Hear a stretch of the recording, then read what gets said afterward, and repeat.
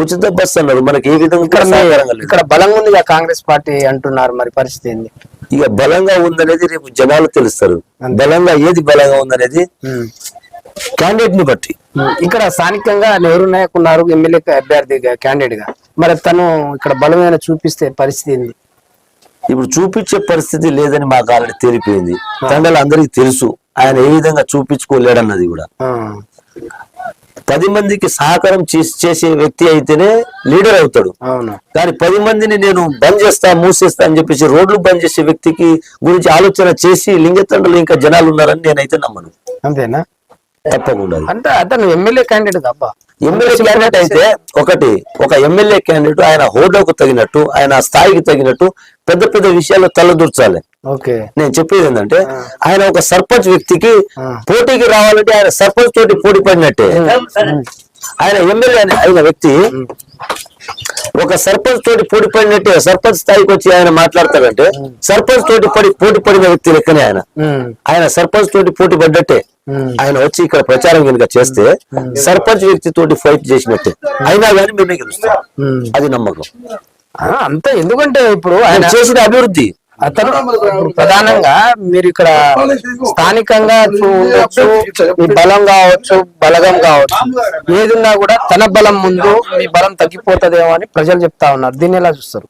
ఒకటి, వాళ్ళు ఎంత మద్యం అమ్మినా పోసినా ఎంత డబ్బు పెంచినా మేము చేసిన అభివృద్ధి మాకు ఖచ్చితంగా గెలిపిస్తుందన్న నమ్మకం అయితే మాకుంది. మీరు ఒకవేళ సర్పంచ్ గా గెలిస్తే ప్రజలకు ఏం చేస్తారు? మేము ఆల్రెడీ సర్పంచ్ గా గెలవక ముందే నేను ఒక 60-70 లక్షల వర్క్ చేసి ఉన్నాను. అది జనాలకు తెలుసు. నేనేం చేయగలను కూడా తెలుసు. నేను ప్రత్యేకంగా వాళ్ళకి చెప్పవలసిన అవసరం లేదు. ఎందుకంటే నేను చేసి ఉన్నాను ఆల్రెడీ మా మాజీ సర్పంచ్ గారి హయాంలోనే నేను చేయడం జరిగింది. ఏం చేశానో కూడా జనాలకు తెలుసు, లోకల్ గా తెలుసు. సరే నేను బయట తెలియకపోవచ్చు కానీ ఇక్కడ తండవాసులకు మాత్రం నేను ఏం చేశానో అందరికి తెలుసు. పూర్తి స్థాయిలో తెలుసు. ఎన్ని వార్డులు ఉన్నాయి? 8 వార్డులు. 8 వార్డులు ఉన్నాయి. సంబంధించింది మీరు ఒక్కటే ప్రజలకు అక్కడ స్థానికంగా ఇక్కడ కాంగ్రెస్ పార్టీ బలంగా ఉందని కొందరు చెప్తా ఉంటే, ఇంకోటి ఏంటంటే ఎమ్మెల్యే క్యాండిడేట్ నెహ్రూ నాయక్ ఉన్నా కూడా నేను గెలుస్తానని ధీమా చెప్తా ఉన్నారు. రేపు ఆయన బలమైన చూపిస్తే మీ పరిస్థితి అదే నేను చెప్తున్నాను కదా. ఆయన ఒక ఎమ్మెల్యే క్యాండిడేట్ అని మీరు చెప్తూనే ఉన్నారు. ఆయన స్థాయిని తగినట్టు హుందాగా నడుచుకోవాలి తప్ప ఇట్లాంటి చిల్లరగా మనకు సర్పంచులతోటి నేను ఫైట్ చేస్తా అన్నట్టు వస్తే అయినా ఓడిస్తాం ఖచ్చితంగా. ఆయన అంత దిగజారడం నేను అనుకుంటున్నాను. అక్కడ దాకా ఒకవేళ వస్తే అది కూడా జరుగుతుంది ఖచ్చితంగా. అయితే మేము చేసిన అభివృద్ధి మమ్మల్ని గెలిపిస్తుంది. మరి ఆయన సర్పంచ్ క్యాండిడేట్ అంటున్నారు, ఏం అభివృద్ధి చేశారండి ఇక్కడ? ఆయన ఎమ్మెల్యే క్యాండిడేట్ అంటున్నారు, ఏం అభివృద్ధి చేశారు తండకు?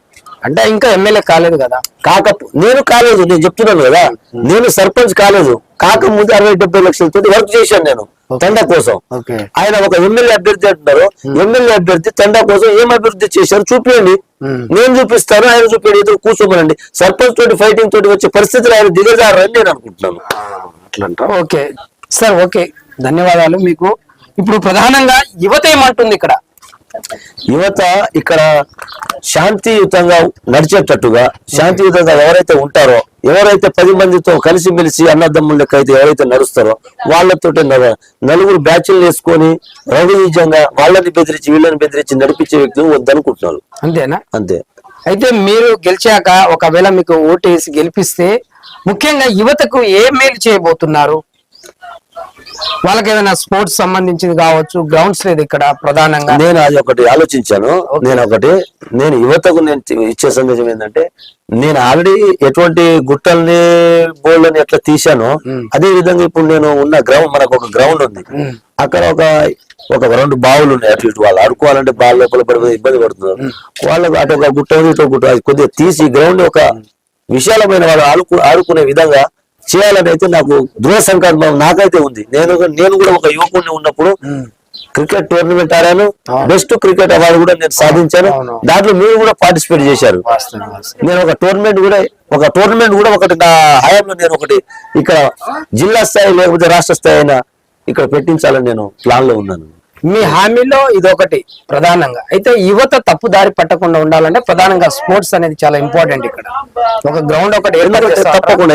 నేను చెప్పేది ఏంటంటే, ఇప్పుడు ప్రజెంట్ యువత ఎట్లా ఉన్నారంటే ఫోన్లకు అలవాటు పడిపోయి ఫోన్లో ఉన్న ఎట్లయితే ఉన్నారో దాని విధంగా డ్రగ్స్ కు సిగరెట్లకు బీడీలకు అట్లా అలవాటు అయిపోతున్నారు. వాళ్ళకి ఏంటంటే ఆడుకునే అవకాశం లేకుండా పోయింది. ఒకప్పుడు మనం ఎట్లా అంటే మా వయసులో మేము ఉన్నప్పుడు పొద్దున్న లేస్తే మా ఆటలు వేరే ఉండేది. ఆ ఆటలు ఇప్పుడు పిల్లలకు లేదు. లేకపోగా ఉన్న ఆటలు కూడా ఆడుకోలేకపోతున్నారు. వాళ్ళకి ఫోన్ ప్రపంచం అయిపోయింది. దానివల్ల యువత చాలా చెడిపోతున్నారు. దాని వాళ్ళకు ఒక సిగరెట్, మందు, ఫోన్ ఈ మూడే ఉంటే చాలనే పొజిషన్ ఇప్పుడు ఉన్న యువత తయారైంది. నా ఉద్దేశం ఏంటంటే వాళ్ళకు ప్రశాంతంగా ఆడుకునే ప్లేస్ ని వాళ్ళకు ఇస్తే వాళ్ళు ఖచ్చితంగా ఈ ఫోన్ అలవాటుని విడిచిపెట్టి కొద్ది ఆట మీద శ్రద్ధ పెట్టి వాళ్ళు ఇది తయారైతుంది ఆలోచన. ప్రధానంగా ఇక్కడ మీ తండాలో లింగతన బి గ్రామ పంచాయతీలో సీసీ కెమెరాలు ఏర్పాటు చేస్తామని కొంతమంది చెప్పారు, దాతలు వచ్చారు. మరి మీరు వస్తే అలాంటి ఏమైనా ఏర్పాటు చేస్తారు? తప్పకుండా నా మొదటి ఆలోచన అదే ఉంది. తప్పకుండా ప్రతి ఏరియాకు గల్లీ గల్లీకి ఒక సీసీ కెమెరా అయితే కంపల్సరీగా పెట్టిస్తారు. పక్కా.